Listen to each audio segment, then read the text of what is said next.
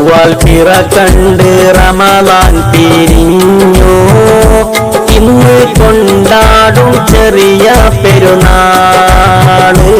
അല്ലാഹു അക്ബർ മന്ത്രം ഉയരുന്നു.